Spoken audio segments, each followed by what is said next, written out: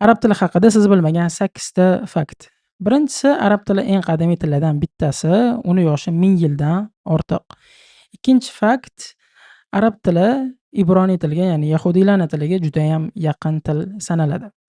Uchinchi fakt, arab tilida hamma harflar undosh, unli harflar yo'q, ularning o'rniga harakatlar ishlatilinadi. To'rtinchi fakt, arab tilida bosh harflar yo'q. Jumlani boshidami, oxiridami farqi yo'q. Hammasi bir xil yoziladi. Beshinchi fakt, arab tilida bizadan farqli ravishda o'ngdan chapga qarab yoziladi. Oltinchi fakt, arab tilida xuddi rus tilida bo'lgani kabi so'zlarning jinslari bor.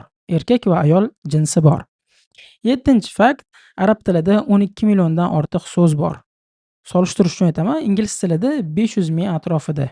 Sakkizinchi fakt, arab tili dunyodagi eng chiroyli til. Agar siz ham shu fikrda bo'lsangiz, videoga like bosib, shunaqa foydali ma'lumotlarni o'tkazib yubormaslik uchun blogga obuna bo'lib qo'ying.